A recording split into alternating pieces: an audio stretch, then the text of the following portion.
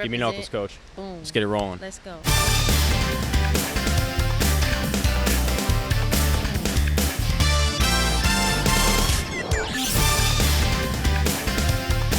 Welcome back to another episode of Sportswrap Sit Down. We are here in the beautiful practice facility, the Mitch, here on Old Dominion's campus.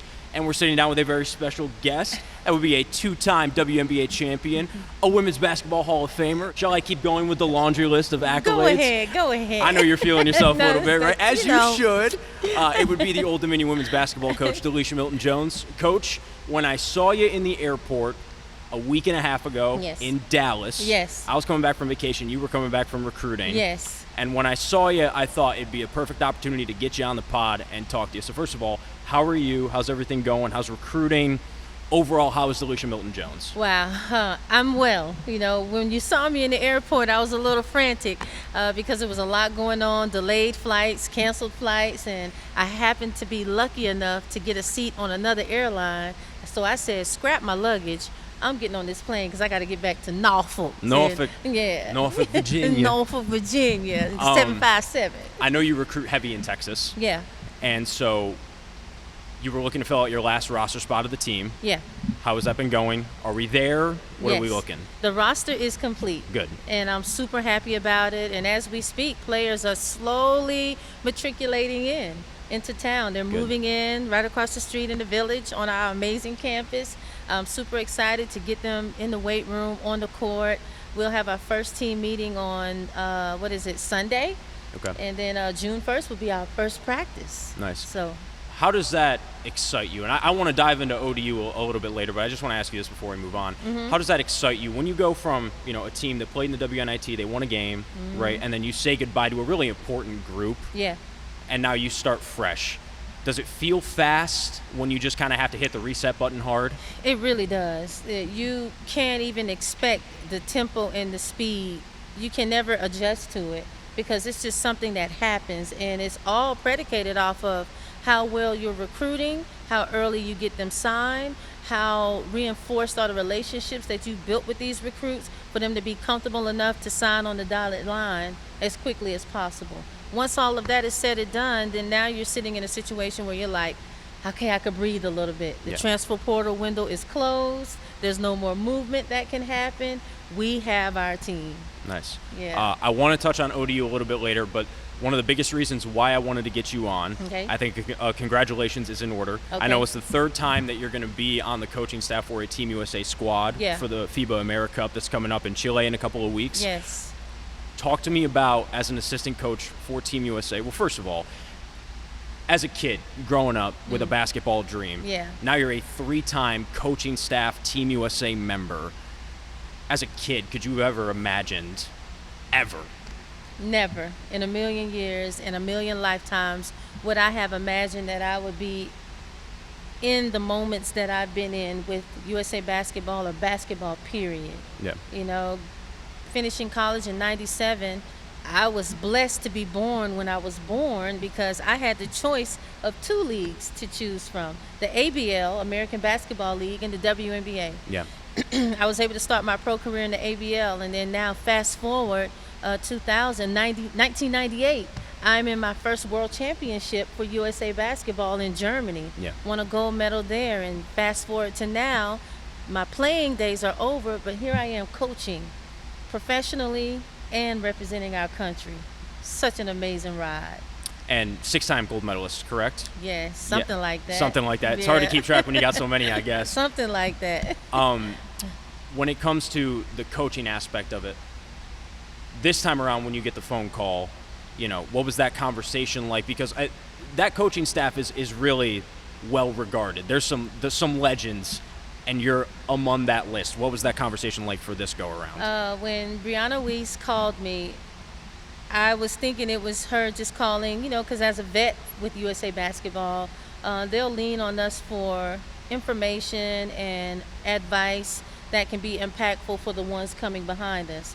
And when the conversation turned to, I spoke with the selection committee, the light bulb kind of went off in my head like, oh, this might be good. Yeah. And when she told me they selected me to be a coach, one of the assistant coaches, I was like, let's go.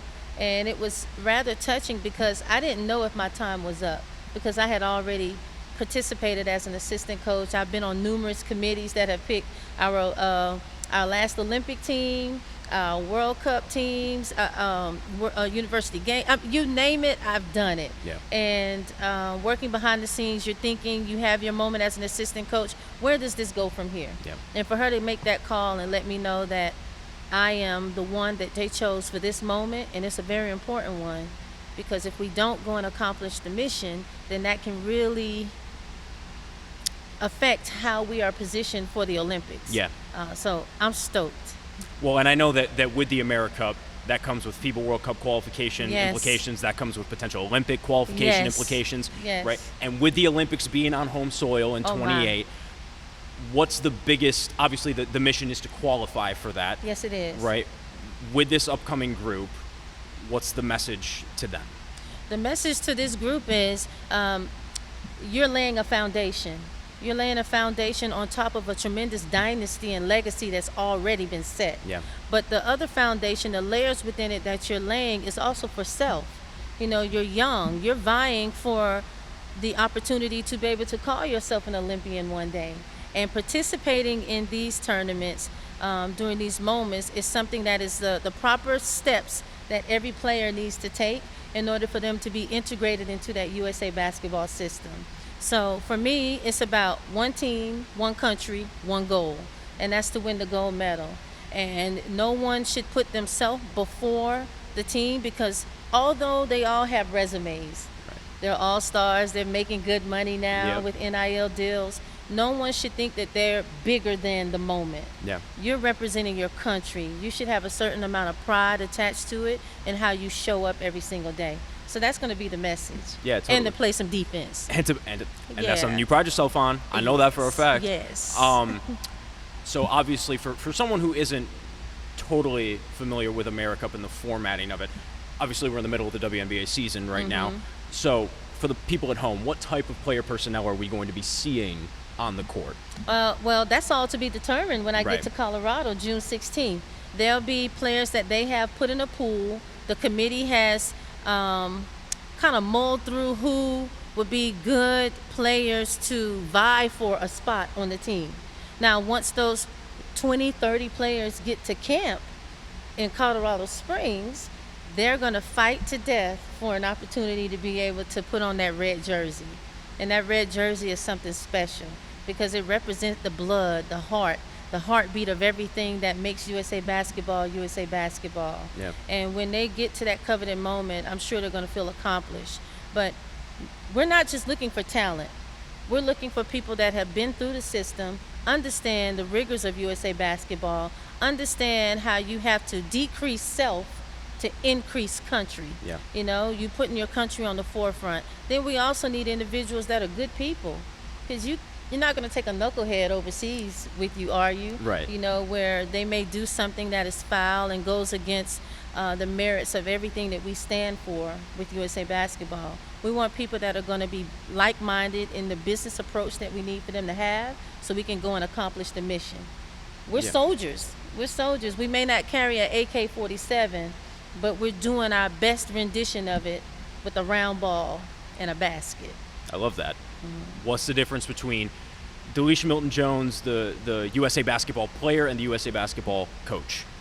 I think the difference is that the player has allowed me to be more well-versed as a coach.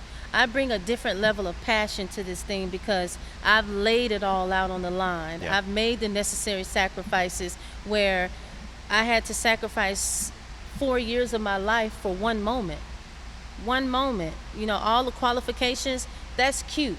We're supposed to win. We're supposed to be the ones that are hunted.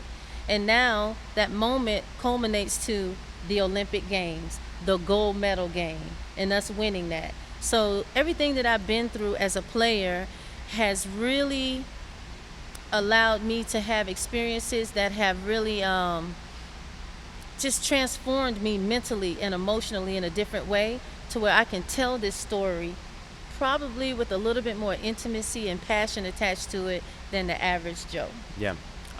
Old Dominion has a rich USA basketball history. Yes. And I'd be remiss if I didn't bring the fact that Ann Donovan was a coach, Yes. the coach, Yes. in 2008 when they won the gold medal. Mm-hmm. How much pride do you take in the fact that Monarchs before you, legendary Monarchs before you, and now you're stepping into those similar roles?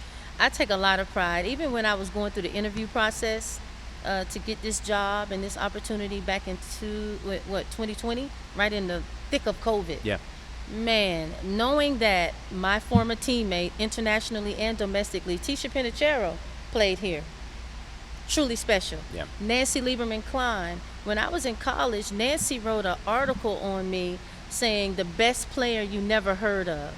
And that changed everything for the vantage point that people had on me and how they viewed me, and they needed to know who I was. And I was able to walk away with SEC Player of the Year, AP All-American, you name it, I did it.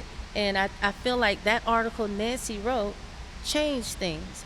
Then now when you look at Marianne Stanley, coached me in the WNBA, won 3 national championships here. Yeah. The connectivity is just wild. And then the cherry on top, Ann Donovan. Yeah. You know, may she rest peacefully in heaven. Yep. But she was my Olympic coach in 2008. And a story that no one really knows about, I remember getting a call from her when they were picking the team. And sometimes they give the head coach an opportunity when the committee can't really decide on who should be this 12th woman or not, then they'll allow the coach to kind of have a say in things. And I remember her calling me and said, hey, you know, it's you and another person, but I need to know, are you going to be okay being the 12th woman? Because I've had prior experiences before that one, and I've won gold medals, and so she's probably looking at me like I want to come in and I want to be the woman. Yeah. And I said, it's whatever it takes. I can be the 12th woman, and I'm happy with that. I'm fine with whatever you need from me. And that sealed the deal for my fate in terms of being able to participate in 2008 with her being my coach. So this full circle moment and that connectivity between all of those legends, not just at ODU, but within the game of the women's game period worldwide, is truly a prideful thing to represent. So you gave me a lot to jump off there, and I appreciate all of that. Yeah. First thing I want to start off with is there were so many impactful Old Dominion Monarchs in your young playing career, whether Yeah. it was coach or Tisha, like you said. Mm-hmm. The fact that you're here now, when there have been so many that have impacted you before you, is that not fate summed up? I mean, it would have to be, you know? It definitely would have to be, because I think legends attract legends, winners attract winners. And I think Dr. Seelig, he's competitive in his own right. And whoever was going to be the next coach here to take the helm of this women's basketball program had to be someone that could represent all of that. Yep. The history, and then where we're trying to be in this moment and where we're trying to go in the future. Yeah. And I can see now why I was the candidate for the job. And when you look at some of the names that you can pan through history and call on, you can see how I fit in perfectly within all. I nestle in very nicely with all the achievements that they've had, all of the winning and success that has gone on. Then who better than me to get us to that next championship? Yeah, and that's a good transition into Old Dominion basketball. Mm-hmm. This is the 7th winning season in a row for ODU women's basketball. Mm-hmm. And I find it interesting because I was having historical conversation because, you know, in the late 80s I wasn't alive, in the early 90s I wasn't alive for what many would consider one of the golden ages of Old Dominion women's basketball. Mm-hmm. Their ability to recruit overseas was one of the things that really set them apart on the national stage. Yeah. And then once, you know, funding and those bigger schools started to get that and then really spread out Yeah. their scouting, Yeah. the gap closed. Yes, it did. And now Old Dominion is playing catch up. Yep. Right? Yep. When you talk about this modern age of NIL and you talk about recruiting and going on the trail and how different it was from when you were coming up through Florida, Mm-hmm. is that a frustrating thing as a coach, knowing that a mid-major is automatically put at a disadvantage sometimes? What is that like? It is. It's frustrating, but the beauty of it is our leadership here, from President Hemphill to Dr. Wood Seelig, they understand that it's imperative that they keep us competitive. And to do so, we have to have certain types of funding. So they support us when it comes to revenue sharing. They support us when it comes to speaking to the donors on our behalf so that they can donate to our NIL causes to give us that fighting chance that we deserve to have amongst the power fours of the world. A lot of mid-major coaches are nervous and frustrated in this moment because if you don't have the resources that the power fours have, you're behind. Right. If you don't have the money that the power fours have, or to some degree, some level of it, you're behind. You're not going to be able to get the talent. You're not. But what they've done for us is they have positioned us to be able to have facilities like this that is better than some Power 4 experiences that kids will have. Coaching staff that I can go out and hire that has pro experience. They could come here and learn from some of the game's best that have won championships that have internationally and domestically. And now they get that resource from us daily. And then you can also come here and you can win in terms of the financial side of things. You know, it's a good living for kids nowadays to be able to participate in the game of basketball. But one thing I never want them to lose sight of is you're still a student athlete. Of course. And you have to come here and you have to bleed Hudson blue. You have to have an affinity for that because this institution of higher learning is pouring themselves into your experience. So they have to give something back in return. In that time period where Old Dominion was grabbing top-tier talent and making runs and winning national titles, right, there was something that made them stand out. Right, something that made them different than the rest of the teams in the field. What are you trying to do now to bring that feeling back of making Old Dominion different for people? I think the thing that I'm trying to do now is to bring in talent. But it can't just be any type of talent that is unhinged. It has to be a type of talent that can perform and do well productivity-wise on the court, in the classroom, and in the community of the 757. We're looking for the total package when it comes to athlete. Because when you look at this institution, everything that it represents, we're a Research One institution now. With the tremendous merger that President Hemphill did with Centera at EVMS, that right there has raised the standard. It raised the bar in terms of how the world will see us. People are going to be attracted to come here. So I have to make sure that within our women's basketball program, we're bringing in quality individuals that can live up to that standard, if not supersede it. Who have you leaned on when you took the job originally, and then now? Who have you leaned on the most? Since I've been here, outside of ODU, my good friend, big sis, Dawn Staley. Of course. You know, she's someone I keep on speed dial, and I'll just hit her with the long text, Dawn, and she'll know, D, and I'm like, I'm calling you, I got some questions. And she'll be like, shoot, what you got? And I'll just rattle them off, and she'll give me her experiences with it. Never answer for me, but charge me to think and have a greater perspective. There's other individuals, former WNBA coaches that I can call on now that we're in this NIL world and you really have to run your program like a mini WNBA franchise. So I need general manager type mentality when it comes to the NIL perspective of things and how do you manage all of that when money is involved in the sport. And sometimes players may make more than coaches. Which is wild. That is wild. But I'm not new to it because that's what we experienced in the WNBA. Once the new collective bargaining agreement came about and players' salaries kind of jumped up and it was more than what some coaches were making, even in the NBA they experienced that to some degree. Now you understand how to handle that part of the journey that you're on, all because of the experiences I've had in playing in the WNBA and likewise. So you're saying that adjustment wasn't as difficult for you as you maybe thought it would have been? Correct. It was not, because while I'm looking at all this new information, literature and rules and addendums and things that are pending, I had to kind of turn my head to the side a little bit and give it a different view, because I said something about this is familiar. Yeah. And when I really stepped back and looked at it holistically, I said, oh, this is me. This is me as a pro. I experienced this for 17 years. This is free agency.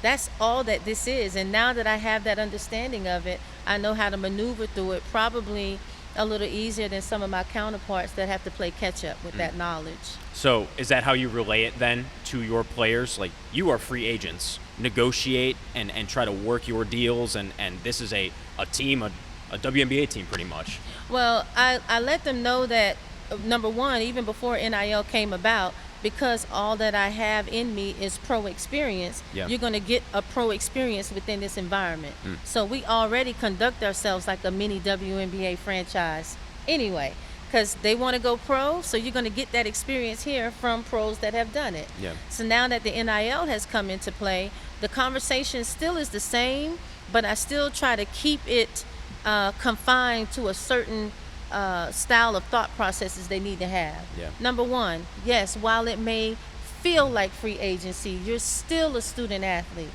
and the degree still matters. And while everyone has their hand out saying, how much you got, give me more, and they're trying to barter each other against each other, against institutions against each other, we have to make them take pause for a minute and say, hey, look, don't forget about what it actually costs for us to educate you. Yeah. Because the new pandemic that we're going to see is a lot of players walking around with nice chunks of change in their pocket, but no degrees. Right. And we don't want that, because this was supposed to be an educational system that athletes or students that could perform well on the court should have an opportunity to win a free education from an institution and be able to further their careers. So when we speak to them, we speak wholeheartedly with them, and we give them the truth, and we challenge their perspective, and we want them to think different from anyone else that may be their age group going through that same process. And it's interesting that you bring that point up, because, you talked about mini WNBA franchise. Well, obviously playing on a professional level, you didn't have to worry about that academia. No. Like college students have to now. Right. Do you feel like the landscape as a whole, particular programs like yours, Coach Staley's, I'm sure a lot of other Power 4 and mid-major programs in the country are so, emphasis heavy on that academia portion. Do you feel like, though, as a whole, college sports has gone so far away into just, athlete first, payment first? You're seeing it on the college football landscape. There was the quarterback at Tennessee, Nico Iamaleava, wanted $2 million out of Tennessee, left, didn't show up to camp. Now he's at UCLA and he's making less projected, right? So do you feel like we've strayed a little too far, and what's that medium point if we have? I do, but when you're doing something new for the first time, the pendulum has to swing, right? And sometimes it swings hard from one extreme to the other. But like in all things, just like water, it's going to always find its balance. And I feel like the pendulum is going to swing back, and it's going to find its balance. And we'll get back to the root of it all. That's why the conversations that we're having with our athletes is important for them to understand. You can go and chase a bag all you want, but what's more lucrative for you, to get the bag and the degree, or just to leave with the bag? Go ahead and get bang for your buck. If coaches aren't speaking to you in those terms, then they just see you as a product. But we see you as a person here, and that matters. We have a 100% graduation rate, and I am so proud of that, because the ball will go flat one day. And for some, sooner rather than later, because we know the statistics, it's like less than 1% that make it pro. Yeah. So you mean to tell me everybody's around here hopping, university hopping, like some of them bar hop, and they're going to leave here in 4 years and have good money but no education? Right. You're going to have to use your money to get the education, because you need the degree to be able to get in the working world anyway, because it's a prerequisite. It's part of the process. So while it may be fun and games now, you still have to plan properly for the future. When it comes to a player that has jumped around, I don't want to dive too deep into the recruiting weeds, but does that ever deter you as someone who's looking into a player, when you see somebody, one stop, two stop, three stop, and then maybe they're a senior or a grad student and they've had 3 or 4 stops and now they want to come to ODU. Yeah, it definitely is a red flag. But listen, I'm not crazy either. If they could put that ball in that hole, You can hoop, you can hoop. you know what I'm saying? We could talk about some things. Yeah. But yes, it does bring pause, and I think it's necessary to have the conversation, to ask the questions. Tell me about your journey, each stop, and why. Yeah. Was it your choice or was it the coaches? And we work through all of that. And I get their side, I get the coach's side, you know, if I choose to speak with them or not, and we go from there. Yeah.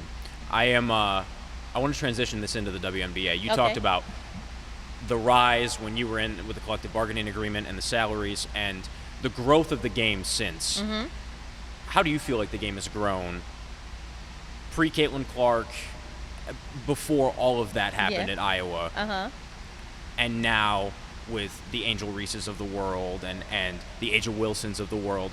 How have you felt like the game has grown? I felt like pre-Caitlin Clark, we were on a steady incline, but then there was a moment where it felt like we kind of stalled out a little bit, and the game needed something exciting. It's always going to call for a face or faces. And when Caitlin Clark came around, I mean, she was doing what she was doing long before it became publicized. Of course. It's just the fact that the publicizing of it all ignited a flame.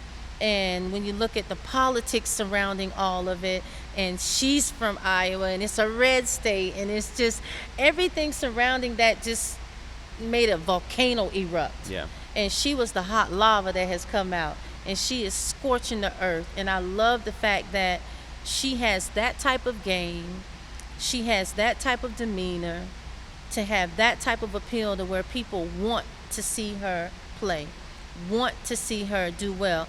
She could only hit 1 3 in the whole game, and if it's from the logo, she's won. Right. Because She's it's going to be won. on SportsCenter Top 10. It's going to be on all over social You media. understand? Yeah. So I applaud that, because she is good for the game. Yeah. And she is bringing a level of notoriety. I love the rivalries, Yeah. you know, that started with her and Angel Reese in college. It doesn't matter who is helping women's basketball when it's both of you. Both of you. You're both playing the sport, and you're playing it at a high rate, and you're playing it competitively with passion. You're both winning, and the game is winning as a result too. I am curious because over the past 2 weeks in particular, after that Clark foul on Angel Reese, it's gotten kind of nasty a little bit. And it doesn't need to be, because it was I would have made that foul too. Yeah. Like, let's be serious. People are just trying to put spin a narrative on this thing to make it seem like because you like her, you gotta hate her. Yeah. No, if you're true to the game and you love the sport, you can appreciate the skills within both of them. Yeah. You know, it's just it's sad that one has to win and one has to lose, but respect the fact that they're going out there night in and night out, and they're laying it out there, and they're putting on a great show. And these things are going to happen. People shouldn't be so heightened if there's some level of physicality given to Caitlin Clark. Yeah. Baby, you're a pro. Right. You're out here with grown women. It's basketball. We've been lifting weights for years, and she's playing catch up, you know? And am I just supposed to just let her have her way because she is the Barbie doll of women's basketball? She is the one that is carrying us on her shoulders. Are we supposed to just let her have her way to the basket? No, my job is on the line. Right. Because if I can't get the job done, the next man up. So I got to make sure I'm pinning that shot on the backboard. I'm riding her. I'm jamming her. I'm getting in her head. I'm getting deep into the scout, because I also have a job to do. And I think if people can just appreciate the game for what it's presenting, then all the nastiness wouldn't have a space in this. And you're such an ambassador for the game, for the W. Like you said, when you came in, because the league is still young. Yeah. You know, so when Yeah. you came in, you had options to play professional basketball. Yes. And now with the W becoming the prominent women's basketball outlet, is all press good press? To ask it in, and I guess not the best way, right? Is all press good press, something like this, because it's still growing the game and getting it out there? Or do you wish all of this kind of goes away and we focus on the positive, even if it means it pulls back on the amount of coverage that we get of it. Okay, so we going there, right? Yeah. So let's go there. So this is what I don't like. I think that all press is good press because it's press worthy. Mm-hmm. Because if it's the NBA, fans can go in and I mean just talk bad about male players. Why are we so sensitive when it comes to women's basketball? If these women are out here being paid and you out here and you not doing what you're supposed to do, as a fan with social media and my own platform, I should have the liberty of being able to say, yo, you stunk tonight. You need to get your head out the clouds. You need to stay out the club. You need to concentrate more on how you look on the court than you do off the court. Yeah. You know, I should be able to do that, but keep it clean. You know, you don't have to start attacking people's families or demoralizing someone's character. You know, keep it clean within the confinements of the game. Yeah. You know, it doesn't have to be a black-white issue. It doesn't have to be Democrat, Republican. There's no place for that. Leave religion, leave politics, leave all of that out of it and allow the game to be the game. That's really my take on it. Because I can't stand it when as soon as someone says something what people deem harsh about a women's basketball player, I just scoff at it because I'm like, no, she sucks. Like she need to get her butt in the gym. Right. Keep you working. need to work on your shot. Yeah. Because that's some trash. That is trash can juice. You know how bad trash can juice smells? Smells bad. You know, if it's bad basketball, it's bad basketball. Yeah. The same way we can watch an NBA game and Charles Barkley and Kenny, the Smith Jet, Ernie, and Shaq can sit there and say, man, they're horrible. Yeah. Why can't we have that honesty when it comes to the WNBA? Because when we start to sugarcoat everything, you're going to lose diehard fans that you are trying to attract to our show. You know, so the league is 29 years, I'm not even going to say young, 29 years old. There's some maturity that has to come with that. And we've seen it financially. We've seen it in the shifts of the collective bargaining agreement. Now we need to see it in the shift of fandom, you know, where we're able to have tougher skin and be able to allow a fan to be a fan without getting disrespectful. Does it make you glad that as a player, social media and the coverage of today's game wasn't as prominent, wasn't around when you were playing? We needed it. You needed it. We needed it, yes, because I would have been the villain and I would have been the hero. I know it. I think people would have loved how I played. I was in your face. I was physical. I had to guard the best player every single night, whether it was Sue Bird, Diana Taurasi, Simone Augustus, Maya Moore, you name it. I had to guard them. And I was going to come ready, fully armed to give them everything that I got. If I had to be in their face, if I had to get in their head, if I had to talk slick out of my mouth, whatever it was going to take for my team to win, that means more bonuses for us, less for you, because it's about the livelihood of it all. Yeah. All while we still have respect for the game that we're trying to grow and the league that we're trying to stabilize so that the foundation that is set is a good one for the future generations to be able to build upon.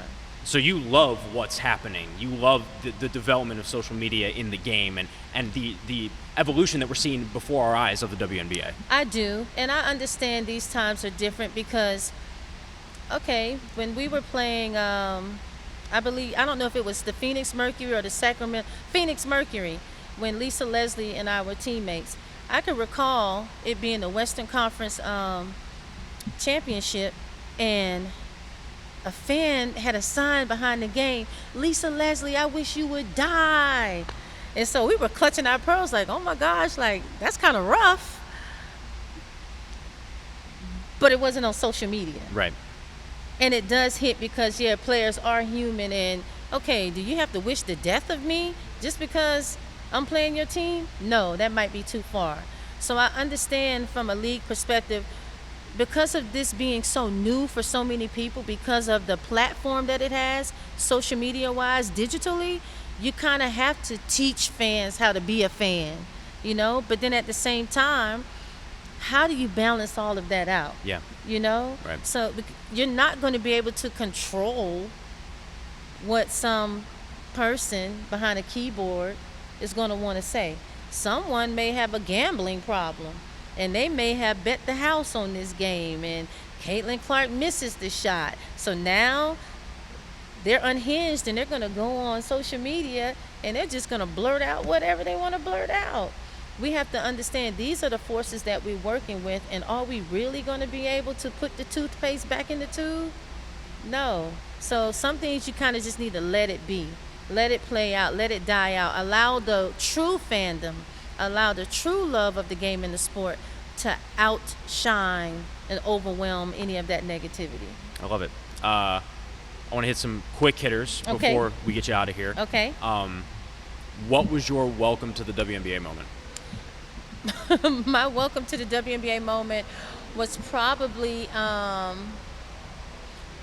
Tammy Jackson, who played with the Houston Comets when they had Tina Thompson, Cheryl Swoops, Janeth Arcane, Cynthia Cooper. You know, she was beating my stuff up out of there. And she actually was a Florida grad. You know, Nice. so I'm looking at it like, okay, alumni, like, you know. You're gonna we're fellow Gators, help like a rookie out, you know. But no, she took it to me. And I respect her for that, because that lit a fire in me. And now every rookie that I ran across, I saw them as the opposition. I did, because the league needs young, good talent. And if I'm a mature vet, my days are numbered. yeah. So how do I extend my stay in this amazing place that I'm at? I got to come at you. So I had to come at a few people. When Florida men won the national championship this past year, Yeah. first thing you did? First person you called, texted, tweeted, whatever. What was the first thing you did? The first thing I did was I'm sitting there just watching it, you know, gripping the chair, like, come on, we got to pull this thing through. My awesome husband, who's also an assistant coach, he was there, and he's kind of side-eyeing me, trying to watch me to see how I'm going to react. And I'm like, yeah, we about to do this. We really about to do this. I didn't call or text anyone. I just celebrated in the moment, like, that's awesome. Yeah. That's freaking awesome. Shining moment so far at ODU, your favorite? Shining moment at ODU. I would say, you know, having postseason play. That's always a shining moment, because that's what you fight for. You want all your athletes and coaches to be able to have that opportunity to be playing in March. Is it the tournament that we would ultimately want to be playing in? No, but it is a building block. History has shown that when you can play in the WNIT and you can slowly inch your way up to semifinals, championship level, then that means that you're one step away from making the big dance. So those would be my proudest moments. Delisha Milton-Jones, I got two more. Delisha Milton-Jones as a coach, pregame routine. My pregame routine. I'm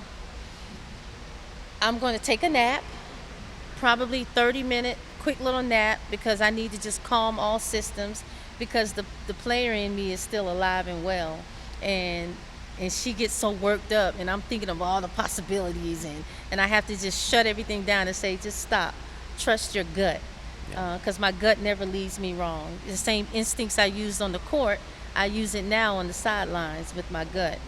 So I'll take a nap, and then I'll get up and I'll eat a quick bite to eat. I don't want to have too much on my stomach, same way I did as a player. I don't want to have that on my stomach as a coach. I'll get to the gym about an hour and a half before the game. I'll play my gospel music, blasting it, and I'll go in right on the board. And I love praying, so I'll go in and pray over every player's uniform, their phones, because I don't want them to get bad news before the game that can affect this moment. And I just sit back in my room, wait for the coaches to come in, and I love the sounds of the game. When the players come back into the locker room, our coaching lounge is kind of connected to theirs, to where you can kind of hear the music more than anything. And I love hearing the roars of laughter, or they're all in there singing the same hook on a Sexy Red or Glorilla song, and just just enjoying that energy Yeah. behind it all and reminiscing at the same time, saying, man, I hope that they're feeling any level of what I felt as a player, because if they are, they're going to remember these moments more than anything. Last one. In the pig rematch, how badly am I beating you? That would be a negative. For the context. Roll that footage back so y'all can see it was no competition. I've been working on my shot. No, I have not. He lying. I am lying. And on that note, Delisha Milton-Jones, been a pleasure. Thank you so much for hopping Come on the on, pod. you my boy. When are you leaving for Chile and Colorado? Yeah, June 16th, leaving for Colorado Springs. We'll be there for about 2 weeks. And then after that, we'll be leaving about the end of June, maybe the 1st of July, to head on out to go and compete in Chile. Wonderful. Well, we're going to track it all. Santiago. Yes, track it all. USA basketball coach, champ, Hall of Famer, All-Star, gold medalist. List goes on and on. Delisha Milton-Jones. Thanks so much for the time. James Catato checking in. Sportswrap Fit Down. See you on the next one.